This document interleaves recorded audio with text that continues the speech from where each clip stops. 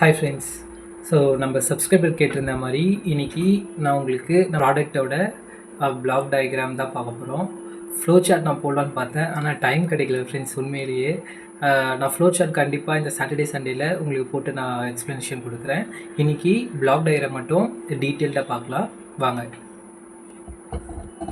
ஆக்சுவலாக போர்டு இருக்குது, white board இருக்குது. ஆனால் அந்த ஒயிட் போர்ட்லேருந்து கேமரா ஃபிக்ஸ் பண்ணோம் அப்படின்னா டெக்ஸ்ட் எல்லாமே ரொம்ப பிளர்ரியாக இருக்குது, கேமரா கிளாரிட்டி வந்து கிடையாது. ஸோ நம்ம எடுக்கிறது பார்த்திங்கன்னா மொபைல் ஃபோனில் தான் எடுக்கிறோம். ஸோ மொபைல் ஃபோன் வித் ஸ்டாண்டி அதில் தான் எடுக்கிறேன். ஸோ அதனால் நம்ம இப்படி அட்ஜஸ்ட் பண்ணிக்கலாம். ஸோ தெரியுதான்னு சொல்லிட்டு ஃபஸ்ட்டு பாருங்கள். இல்லைனா நான் ஃப்ளோ சார்ட் போடும்போது நான் உங்களுக்கு கிளியர் எக்ஸ்ப்ளனேஷன் கொடுக்குறேன் டிஜிட்டலைஸ்டாக.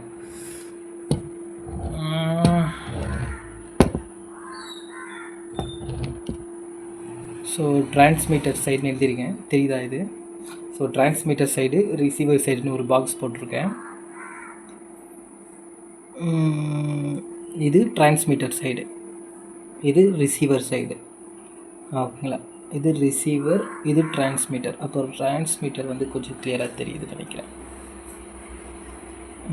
இப்போ தெரியுதுன்னு நினைக்கிறேன் டிரான்ஸ்மிட்டர் சைடு. ஓகேங்களா? என்னடா வெறும் பாக்ஸ் மட்டும் போட்டிருக்குன்னு நினைக்காதீங்க, இனிமேல் தான் ஆக்சுவலாக போடணும். அங்கே என்னோடய டாட்டரோட ரப்பர் பென்சில் ஸ்கேலில் எடுத்துகிட்டு வந்திருக்கேன். சரி, ஓகே. இப்போது டிரான்ஸ்மிட்டர் சைடில் நம்மளுக்கு ஆக்சுவலாக என்னென்னலாம் இருக்குது அப்படின்னா, ஒரு மைக்ரோ கண்ட்ரோலர். ஸ்கேல்லாம் போட்டால் ரொம்ப டைம் ஆகும் ஃப்ரெண்ட்ஸ். நான் ஃப்ரீ ஹேண்டாகவே நான் ட்ரா பண்ணுறேன், கான்செப்ட் புரியறதுக்கு தானே.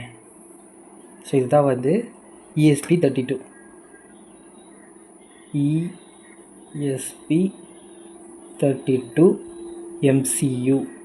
MCUனா மைக்ரோ கண்ட்ரோலர் யூனிட். சரிங்களா? நான் இது முடிச்சுட்டு நான் உங்களுக்கு டயக்ராம் வந்து கிளியராக உங்களுக்கு பிக்சர் போட்டு காமிக்கிறேன். ஸோ இதுதான் வந்து MCU, ESP32 மைக்ரோ கண்ட்ரோலர் இருக்குது. சரிங்களா?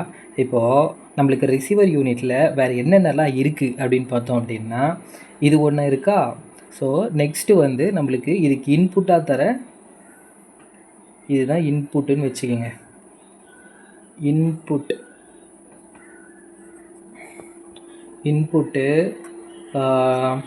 இன்புட் வந்து அடாப்டர்லேருந்து தான் எடுக்கிறோம். அப்போ அந்த அடாப்டர் வந்து 240 AC volt into 9 volt DC சப்ளையாக நம்மளுக்கு கொடுக்குது. அப்போ இதுக்கு இன்புட் வந்து இது வந்து அடாப்டர்னு வச்சுக்கோங்க, AC டு DC. அந்த AC டு DC வந்து 9 வோல்ட் DC சப்ளையாக தருது நம்மளுக்கு. ஓகேங்களா? இந்த 9 வோல்ட் DC சப்ளை ஃபஸ்ட்டு எதுக்கு போகும் அப்படின்னா ஃபியூஸ்க்கு தான் போகும். ஓகேங்களா? இங்கே fuse holder with fuse bulb.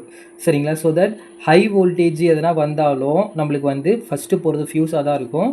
உள்ளுக்குள்ளே இருக்கிற காம்பனன்ட்ஸு எந்த பாதிப்பும் ஆகாது. ஸோ அதனால் நம்ம வந்து ஸ்ட்ரெயிட்டாக வந்து 9 வோல்ட் DC சப்ளையை ஃபஸ்ட்டு வந்து ஃபியூஸ்க்கு கொடுக்குறோம். ஃபியூஸ்லேருந்து நம்ம அதுக்கு அடுத்தது பார்த்திங்கன்னா சென்ட்ரலைஸ்டு சுவிட்சு. ஓகேங்களா? சென்ட்ரலைஸ்டு சுவிட்சு. இது ஏன் சென்ட்ரலைஸ்டு சுவிட்சுன்னு சொல்கிறோம் அப்படின்னா, இந்த ஒரு சுவிட்சு தான் ரிசீவர் யூனிட்டையும் ட்ரான்ஸ்ஃபர் யூனிட்டையும் ரிசீவர் யூனிட்டையும் பவர் ஆன் பவர் ஆஃப் பண்ணும் ஒரே சமயத்தில். ஸோ அதனால தான் இது வந்து சென்ட்ரலைஸ்டு சுவிட்சு அப்படின்ட்டு சொல்கிறேன். ஸோ தட் இது வந்து ஸ்விட்சு அப்படின்னு சொல்லிட்டு போட்டுறேன். ஓகேங்களா? ஆன் ஆர் ஆஃப் அப்படி எழுதிடுறேன், சென்ட்ரலைஸ்டு சுவிட்சு. சரிங்களா? ஸோ இந்த ஃபியூஸ்லேருந்து நம்மளுக்கு எதுக்கு போகும்? இந்த சென்ட்ரலைஸ்டு சுவிட்சுக்கு போகும். ஓகேங்களா? இந்த சென்ட்ரலைஸ்டு சுவிட்சிலேருந்து நம்மளுக்கு அவுட்புட்டாக இந்த பாருங்கள், இந்த சென்ட்ரலைஸ்டு இந்த ஃபியூஸ்லேருந்து ஓகே, இந்த சென்ட்ரலைஸ்டு சுவிட்சில் 2 பாயிண்ட் இருக்குமா, 2 பின் இருக்குமா. ஸோ இது வந்து AC டு DC வோல்ட்லேருந்து வர ஃபியூஸ்லேருந்து வர பாசிட்டிவில் தான் நம்ம வந்து கொடுப்போம். ஓகேங்களா? Negative always goes to common ground. ஓகேங்களா? ஸோ இங்கே நெகட்டிவ் இருக்குதுன்னு வச்சுக்கோங்க, இது வந்து நெகட்டிவ், இது வந்து காமன் கிரவுண்டுக்கு போயிடும். சரிங்களா? இது வந்து காமன் கிரவுண்டு போயிடும். இந்த 9 வோல்ட் DC சப்ளைடைய பாசிட்டிவ் மட்டும்தான் ஃபியூஸ்க்கு போகும். ஓகேங்களா? ஸோ ஃபியூஸ்லேருந்து நம்ம ஒரு எண்டு கொடுத்துட்டு இந்த 9 வோல்ட் DC சப்ளையை பாசிட்டிவாக ஃபியூஸ் ஹோல்டரோட ஒரு எண்டு கொடுத்துட்டு இன்னொரு எண்டு பார்த்திங்கன்னா சுவிட்ச் சென்ட்ரலைஸ்டு சுவிட்சுக்கு போகும். ஓகேங்களா? ஸோ அப்போ அந்த சுவிட்சுக்கு 2 டெர்மினல் இருக்கும். ஒரு டெர்மினல் வந்து நம்ம ஃபியூஸோட ஒரு இன்புட்டாக கொடுக்கும். 2வது டெர்மினலில் 2 ஒயரை கொடுத்து, அதாவது இந்த டிரான்ஸ்மிட்டர் யூனிட்டில் ரெகுலேட்டர் பவர் சப்ளை அப்படின்னு சொல்லிட்டு இருக்குது, அதாவது வோல்டேஜ் ரெகுலேட்டர். ஓகேங்களா? ஸோ அவரை நான் இங்கே வரைஞ்சிடுறேன். ஸோ ரெகுலேட்டர் அப்படின்னு போடுறேன். ரெகுலேட்டர் இவரோட வேலை என்ன? 9 வோல்ட்டை 5 வோல்ட்டாக கன்வெர்ட் பண்ணி நம்மளுக்கு தருவார். அப்போது 9 வோல்ட் டு 5 வோல்ட். இப்போது ஸ்விட்சிலேருந்து ஒரு ஒயரை ரெகுலேட்டருக்கும், அதாவது டிரான்ஸ்மிட்டரோட ரெகுலேட்டருக்கும் ரிசீவர் யூனிட்டுக்கு நம்ம வந்து கொடுக்கணும். சரிங்களா? ஸோ ரிசீவர் யூனிட்டுக்கு இன்னொரு யூனிட்லேருந்து ரிசீவர் யூனிட்டுக்கு பவர் வந்து போகும். அதாவது இது வந்து பாசிட்டிவ். ஓகேங்களா? அதே மாதிரி நெகட்டிவும் மெயின் இந்த அடாப்டர்லேருந்தே நெகட்டிவ்லேருந்து இங்கே ரிசீவர் யூனிட்டுக்கு போகும். இது வந்து நெகட்டிவ். சரிங்களா? ஸோ தட் இப்போ நம்மளுக்கு என்னவா இருக்குது, இந்த ஒரு சுவிட்சு ஆன் பண்ணும்போது இந்த ரிசீவர் யூனிட்டும் ஆன் ஆகும், இந்த ரிசீவர் யூனிட்டும் ஆன் ஆகும், இந்த டிரான்ஸ்மிட்டர் யூனிட்டும் ஆகும். ஆஃப் பண்ணும்போது இந்த டிரான்ஸ்மிட்டர் யூனிட்டும் ஆஃப் ஆகும், இந்த ரிசீவர் யூனிட்டும் ஆஃப் ஆகும். ஸோ தட் அதுக்கு பேர் தான் இது வந்து சென்ட்ரலைஸ்டு சுவிட்சு. சரிங்களா? இது வந்து டிரான்ஸ்மிட்டர் யூனிட்டையும் ரிசீவர் யூனிட்டையும் கண்ட்ரோல் பண்ணும், ஆன் ஆஃப் பண்ணும். சரிங்களா? ஸோ இப்போது ஒரு சுவிட்சோட ஒரு டெர்மினல் வந்து நம்ம ரெகுலேட்டருக்கு கொடுத்துருக்கோம்னு நான் சொன்னேன். கரெக்டாக? ரெகுலேட்டராக 9 வோல்ட் டிசி சப்ளையாக கொடுத்துருக்கோம். இப்படி கொடுக்கும்போது இந்த வர வழியில் கேப் கெப்பாசிட்டன்ஸ்ன்னு சொல்லுவாங்க. அதோட டயக்ராம் நம்ம தனியாக போடுறேன். இப்போ ஜஸ்ட் உங்களுக்கு அதோட இன்ட்ரடக்ஷன் மட்டும் கொடுக்குறேன். கேப் கெப்பாசிட்டன்ஸ் எதுக்கு அப்படின்னா, இந்த ரெகுலேட்டர் வந்து ஆக்சுவலாக என்ன பண்ணும், 9 வோல்ட் டிசி சப்ளை இருந்து 9 வோல்ட்லேருந்து 5 வோல்ட்டாக கன்வெர்ட் பண்ணி தரும். அப்படி கன்வெர்ட் பண்ணி தரும்போது நம்மளுக்கு எந்த விதமான தடங்கள், அதாவது வோல்டேஜ் இன்கன்வீனியன்ஸும் இருக்கக்கூடாது, ஸ்டெபிலிட்டியாக இருக்கணும். ஸோ அந்த மாதிரி ஸ்டெபிலிட்டியாக இருக்கிறதுக்காக தான் கேப் கெப்பாசிட்டன்ஸு சொல்லுவாங்க. ஓகேங்களா? அதாவது சார்ஜ் பண்ணி நம்ம வீட்டிலலாம் இன்வெர்ட்டர், அதாவது ஃப்ரிட்ஜுக்கெலாம் இன்வெர்ட்டர் எதுக்கு யூஸ் ஆகுது? நம்மளோட ஃப்ரிட்ஜுக்கு வந்து பவர் இன்கன்வீனியன்ஸ் இருந்தது அப்படின்னா உள்ளுக்குள்ளே இருக்கிற காம்பனன்ட்ஸ் எலக்ட்ரிக்கல் எல்லாம் ஃபெயிலியர் ஆகிடும். ஸோ அந்த ஸ்டெபிளைசர் என்ன பண்ணும் அப்படின்னா, நமக்கு வீட்டுக்கு வர வோல்டேஜ் லோவாக இருந்தாலும் ஹையாக இருந்தாலும் தேவையான அளவுக்கு ஸ்டெபிலிட்டியாக வலிச்சு ஒரே மாதிரியான வோல்டேஜை கொடுக்கும். அதனால தான் நம்ம வீட்டில் டிவிக்கும் சரி ஃப்ரிட்ஜுக்கும் சரி ஸ்டெபிளைசர்லாம் யூஸ் பண்ணுறோம். சரிங்களா? அதே வேலையை தான் இங்கே கேப் கெப்பாசிட்டன்ஸ் வந்து இந்த ரெகுலேட்டருக்கு நம்மளுக்கு யூஸ் ஆகுது. வர இன்புட் வோல்டேஜ் லோவாக இருந்தாலும் ஹையாக இருந்தாலும் நம்மளுக்கு ஸ்டெபிலிட்டியான 9 வோல்ட் வந்து இந்த கேப் கெப்பாசிட்டன்ஸ் வந்து கொடுக்கும். நாய்ஸை ரெடியூஸ் பண்ணி ஸ்டெபிலிட்டியான 9 வோல்ட்டை வந்து கொடுக்கும். சரிங்களா? அதே மாதிரி ஃப்ளைபேக் டயோடுன்னு சொல்லிட்டும் நம்மளுக்கு இன்னொரு கான்செப்ட் இருக்குது. இந்த சுவிட்சிலேருந்து ரெகுலேட்டருக்கு வரும்போது 2 விதமான பேசிவ் காம்பனன்ட்ஸ் வந்து வரும். ஒன்று வந்து கேப் கெப்பாசிட்டன்ஸு, நான் உங்களுக்கு எக்ஸ்பிளைன் பண்ணிட்டேன். இன்னொன்று வந்து ஃப்ளைபேக் டயோடு. அதாவது இது சுவிட்சு தானே, இப்போ வந்து நான் ஆஃப் பண்ணிட்டேன்னு வச்சுக்கிங்களேன், ஒரு பேக் இஎம்எஃப் வந்து நம்மளுக்கு வந்து ரெகுலேட்டருக்கு வந்து அடிக்கும். அந்த மாதிரி பேக் இஎம்எஃப் வந்து அடிக்காமல் இருக்கிறதுக்காக தான் நம்ம ஒரு டயோடு வந்து யூஸ் பண்ணுறோம். டயோடு என்ன பண்ணணும், நான் உங்களுக்கு போன வீடியோவே எக்ஸ்பிளைன் பண்ணியிருப்பேன். டயோடு வந்து ஆனோடு டு கேத்தோடு கொடுக்கும்போது தான் வோல்டேஜ் வந்து ஃபார்வர்ட் பயாஸ் ஆகும். எப்போ ரிவர்ஸ் பயாஸ் ஆகுதோ அப்போ வந்து ஸ்டாப் ஆகிடும். அப்போது இந்த இடத்துல சுவிட்சிலேருந்து ரெகுலேட்டருக்கு நீங்கள் ஆனோடு டு கேத்தோடு கொடுக்கறது மூலிமா கரண்ட் வந்து இப்படி மட்டும்தான் ஃப்ளோ ஆகும். ரிவர்ஸ் வந்து உங்களுக்கு ரெகுலேட்டர்லேருந்து உங்களுக்கு பேக் இஎம்எஃபாக இந்த சைட் போகாது. ஒருவேளை இந்த சைட் போச்சுன்னா என்ன ஆகும், ஃபியூஸ் எல்லாமே அடி வாங்கும். அதாவது நம்ம இந்த சைடு ரிசீவர் சைடும் நம்ம வந்து கனெக்ட் பண்ணியிருக்கோம் இல்லையா? ஸோ இந்த ரெகுலேட்டர்லேருந்து போகிற பேக் இஎம்எஃப் ரிசீவர் சைட்லேயும் பாதிக்கும். இதை தடுக்கிறதுக்காக தான் ஃப்ளைபேக் டயோடுன்னு சொல்லிட்டு கொடுத்துருக்கோம். ஒருவேளை வோல்டேஜ் வந்து ரிவர்ஸ் ஆச்சுன்னா கூட இந்த ஃப்ளைபேக் டயோடு வந்து நம்மளுக்கு வந்து ஸ்டாப் பண்ணிடும். So cap capacitance flyback diode மூலியமாக 9 வோல்ட் டிசி சப்ளையை வோல்டேஜ் ரெகுலேட்டருக்கு நம்ம கொடுக்குறோம். ஸோ வோல்டேஜ் ரெகுலேட்டரோட வேலை என்ன, ஆப்வியஸாக நம்மளுக்கு 5 வோல்ட்டாக கன்வெர்ட் பண்ணி தரது தான். ஸோ இப்போ இந்த 5 வோல்ட் கன்வெர்ட்டரை நம்ம வந்து ஒரு ஹெட்டரில் கொடுப்போம். ஸோ ஹெட்டரில் நிறைய பின் ஹோல்ஸ் இருக்கும். ஸோ நம்ம ஒட்டுமொத்த டிரான்ஸ்மிட்டர் யூனிட்டுக்குமே எப்போல்லாம் எந்தெந்த காம்பனன்ட்ஸுக்கெலாம் 5 வோல்ட் ரெகுலேட்டர் பவர் சப்ளை வருதோ அப்போது இந்த ஹெட்டர்லேருந்து நம்ம எடுத்துக்கலாம். ஸோ இந்த ஹெட்டர் என்னது, stable regulator regulated 5 volt.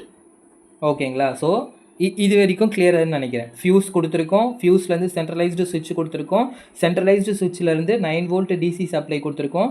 9 volt DC supply இருந்து ஹெட்டர் கொடுத்துருக்கோம். ஏன்னா நம்ம வந்து 9 வோல்ட் இந்த 5 வோல்ட் ரெகுலேட்டர் சப்ளை தான் மீதி இருக்கிற எல்லா காம்பனன்ட்ஸ்க்கும் தேவைப்படும், இன்க்ளூடிங் நம்ம மைக்ரோ கண்ட்ரோலர் உள்பட.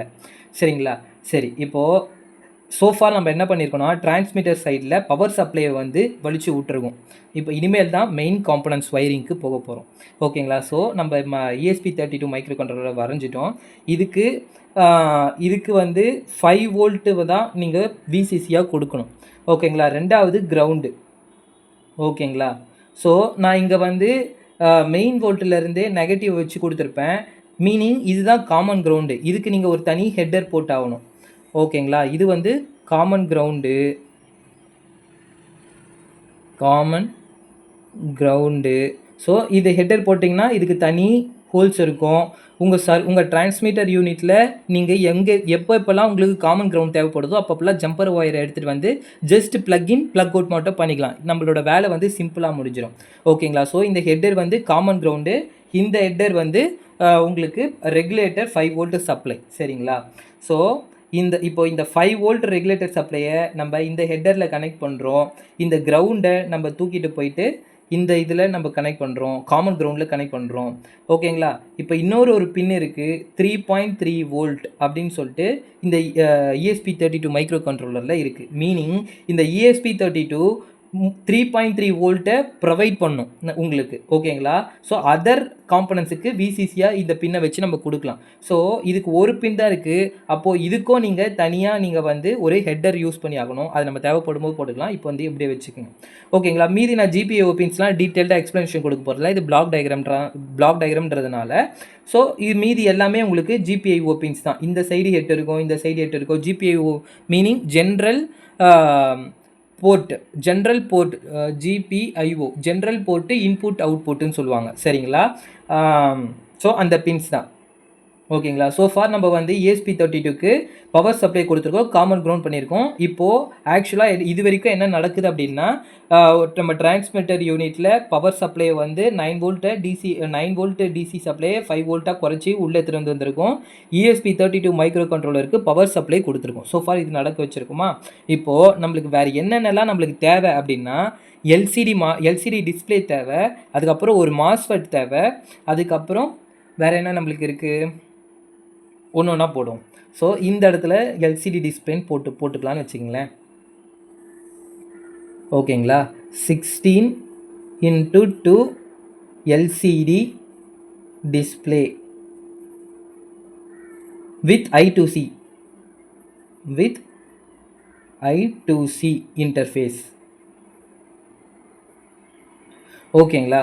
ஸோ இந்த I2C ஆக்சுவலாக இந்த LCD டிஸ்பிளே 16x2னா 16 கேரக்டரு. அது வந்து 2 ரோவில் இருக்கும். ஒரு ரோவில் 16 கேரக்டர் நம்ம வந்து பார்த்துக்கலாம். ரெண்டாவது லைன்லேயும் 16 கேரக்டர் பார்த்துக்கலாம். அதுதான் 16x2ன்னு சொல்லியிருக்காங்க. சரிங்களா? இந்த 16x2 டிஸ்பிளேயில் மொத்தம் 24 பின்ஸ் இருக்கும். இந்த 24 பின்ஸை நம்மளுக்கு 4 பின்னாக கன்வெர்ட் பண்ணி தர்றது தான் I2C அப்படின்ட்டு சொல்லுவாங்க. I2C மீனிங் வந்து இன்டகிரேட்டட் சர்க்கியூட். ஓகேங்களா? ஸோ அந்த இன்டகிரேட்டட் சர்க்கியூட் இந்த 24 பின்னை நம்மளுக்கு 4 பின்னாக கன்வெர்ட் பண்ணி தரும். ஸோ தட் அந்த 4 பின் என்னது அப்படின்னா ஒன்று VCC, இன்னொன்று கிரவுண்டு, இன்னொன்று SDA, இன்னொன்று SCL. ஓகேங்களா? ஸோ இந்த SDA SCLன்றது தான் நம்மளுக்கு டேட்டா பாயிண்ட்டு. இந்த VCCயை தூக்கிட்டு வந்து நம்ம இந்த வோல்டேஜ் ரெகுலேட்டர் கொடுப்போம். கிரவுண்டை தூக்கிட்டு எடுத்துகிட்டு போயிட்டு கிரவுண்டை நான் இங்கே கொடுக்க போகிறதில்ல. ஏன் கொடுக்க போகிறதில்ல நான் ப்ரீவியஸாக உங்களுக்கு ஆஃப்டராக உங்களுக்கு தெரியும். ஓகேங்களா? ஸோ இந்த LCD டிஸ்பிளே வர வச்சுட்டுமா, இன்னொரு நம்மளுக்கு என்ன பெரிஃபரல் டிவைஸ் இருக்குது. இது ஒரு பெரிஃபரல் டிவைஸு. ஒரு பெரிஃபரல் டிவைஸ் என்ன, LCD டிஸ்பிளே இருக்குது. முக்கியமானது RTC என்னது, ரியல் டைம் கிளாக்கு. ஸோ அவரை இந்த இடத்துல வரைஞ்சிக்கலாம். ஓகேங்களா? RTC meaning real time clock. அதாவது ஆக்சுவல் ரியல் டைமில் இருக்கிற டேட்டையும் டைமையும் நம்மளுக்கு இன்புட்டாக தரவருக்கு பேர் தான் RTCன்னு சொல்லுவாங்க. சரிங்களா? ஸோ இவருக்கு பார்த்தீங்கன்னா இவர்லேயும் அஞ்சு பின் இருக்குது. ஒன்று வந்து விசிசி, இன்னொன்று வந்து கிரவுண்டு, இன்னொன்று வந்து பார்த்திங்கன்னா எஸ்டிஏ, இன்னொன்று பார்த்திங்கன்னா எஸ்சிஎல்லு, இன்னொன்று பார்த்திங்கன்னா எஸ்கியூடபிள்யூ.